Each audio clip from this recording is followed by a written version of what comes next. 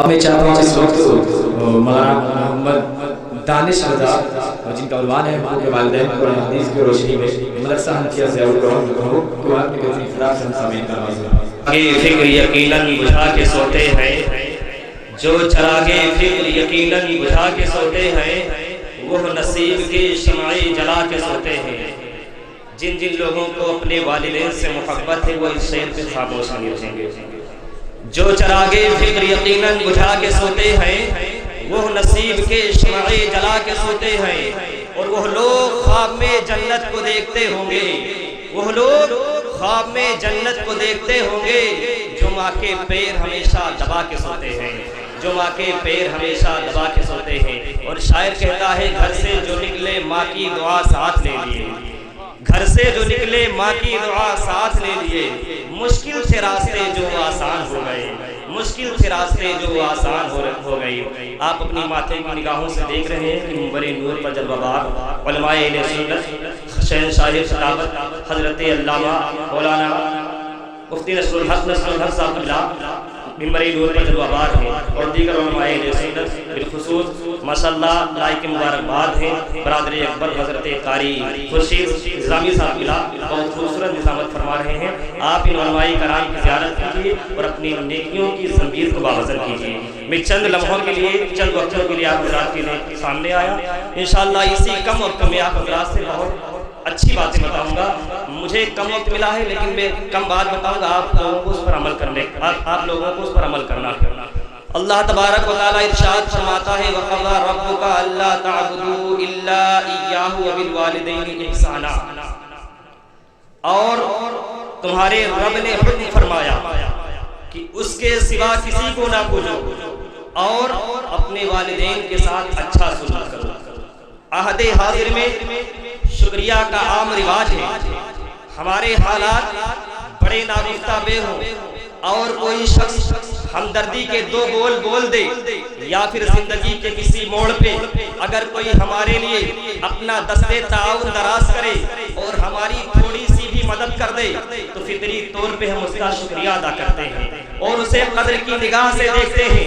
ہمارے دل میں یہ جذبہ پیدا ہوتا ہے اور ہم یہ کوشش کرتے ہیں کہ اپنے احسان کرنے والے معین و مددگار کے لیے اس کی تعظیم و تکریم سے بہتر کچھ ایسا کریں کہ ہمارا یہ عمل اس کے حق میں اس کے احسان کا نعم البدل ہو سکے۔ عزیزان ملت اسلامیہ، یہ انسانی فطرت ہے اور اسلام دین فطرت ہے۔ اللہ تبارک و تعالی اپنے کلام بلاغت میں ارشاد فرماتا ہے هل جزاء الإحسان إلا الإحسان، نیکی کا بدلہ کیا ہے مگر نیکی۔ عزیزان ملت اسلامیہ، آج کے ہمارے حالات ایسے ہیں کہ اپنے دوستوں یا جس شخص سے گھڑی بھر کی رفاقت رہی ہو اور اس نے کوئی احسان کیا ہے تو ہم اسے شکر گزاری کے جذبے سے یاد کرتے ہیں، وقتاً فوقتاً اس کی تعریف بھی کرتے ہیں، لیکن یہ دارالعلوم نظامیہ میں آنے والے تمامی خوش عقیدہ سنی مسلمان، میں آپ سے پوچھنا چاہوں گا کہ ہم اپنے والدین کو کیوں بوجھ سمجھتے ہیں، ہم اپنے والدین کو کیوں باعث زحمت سمجھتے ہیں، انہیں کیوں بلا دینا چاہتے ہیں؟ کیا انہوں نے ہمارے اوپر احسان نہیں کیا؟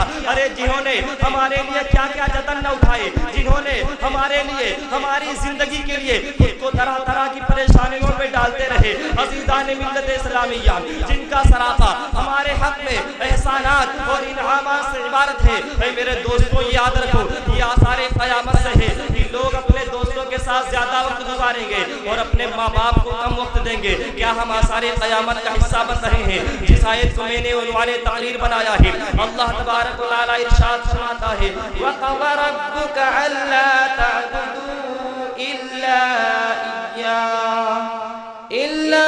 إِيَّاهُ وَبِالْوَالِدَيْنِ إِحْسَانًا، اور تمہارے رب نے حکم فرمایا کہ اس کے سوا کسی کو نہ پوجو اور اپنے والدین کے ساتھ اچھا سلوک کرو۔ اس آیت مقدسہ میں اللہ تبارک و تعالیٰ نے پہلے اپنی عبادت کا حکم فرمایا، بعد میں ماں باپ کے ساتھ نیکی کرنے کا حکم فرمایا۔ عزیزان ملت اسلامیہ، اور آگے اللہ تبارک و تعالیٰ ارشاد فرماتا ہے اِمَّا يَبْلُغَنَّ عِندَكَ الْكِبَرَ أَحَدُهُمَا أَوْ كِلَاهُمَا فَلَا تَقُل لَّهُمَا أُفٍّ وَلَا تَنْهَرْهُمَا وَقُل لَّهُمَا قَوْلًا كَرِيمًا، یعنی اگر تیرے سامنے ان میں ایک یا دونوں بڑھاپے کو پہنچ جائیں تو تو انہیں اف تک نہ کہنا، انہیں نہ جھڑکنا، بلکہ ان سے تعظیم سے بات کرنا۔ بڑھاپے کا رنگ جب گہرا ہونے لگے، عمر میں دنوں کی تنگی نظر آنے لگے تو عمر میں دنوں کی تنگی نظر آنے لگے، بے بسی اور بے چارگی صاف جھلکنے لگے، تو امید کا وہ چراغ جسے انہوں نے خود روشن کیا ہے، یعنی وہی اولاد کی اب ضرورت ہے جسے انہوں نے پال پوس کے بڑا کیا، اب اسی اولاد کی ضرورت ہے جسے انہوں نے جوانی کی دہلیز پہ کھڑا کیا۔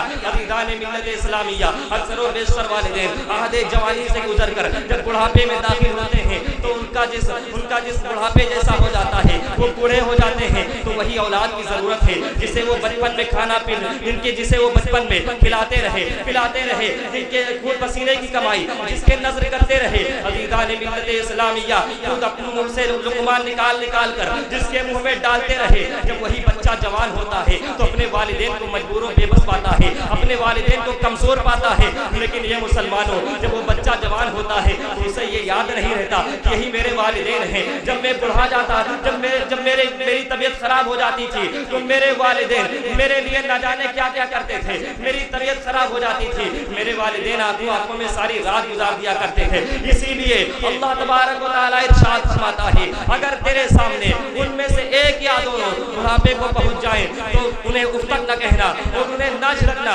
بلکہ ان سے تعظیم کی بات کرنا۔ آئیے میں آپ کو حدیث رسول کی روشنی میں لے چلوں، وقت بہت کم ہے، اسی لیے حدیث پاک کا ترجمہ سماعت فرمائے۔ بخاری شریف جلد اول صفحہ 362 پہ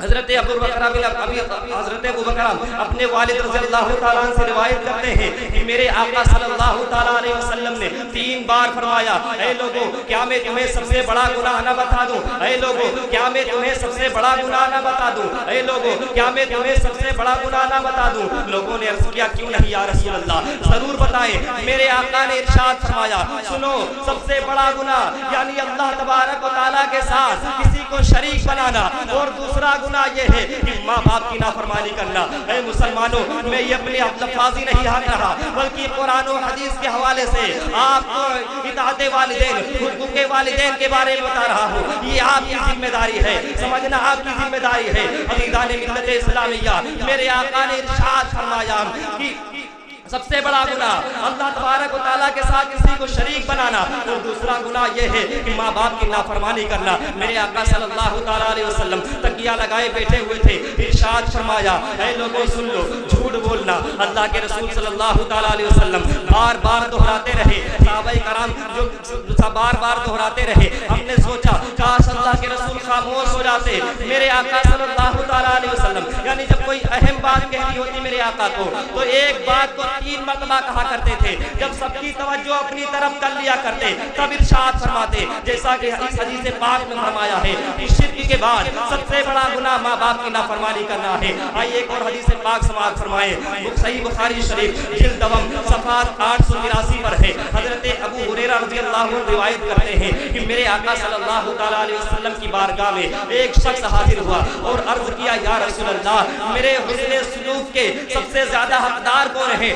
میرے آقا نے ارشاد فرمایا، سنو سنو، تمہاری ماں زیادہ حقدار ہے۔ اس نے عرض کیا، یا رسول اللہ پھر کون؟ آپ نے فرمایا تمہاری ماں زیادہ حقدار ہے۔ اس نے عرض کیا پھر کون؟ آپ نے فرمایا تمہاری ماں ہی زیادہ حقدار ہے۔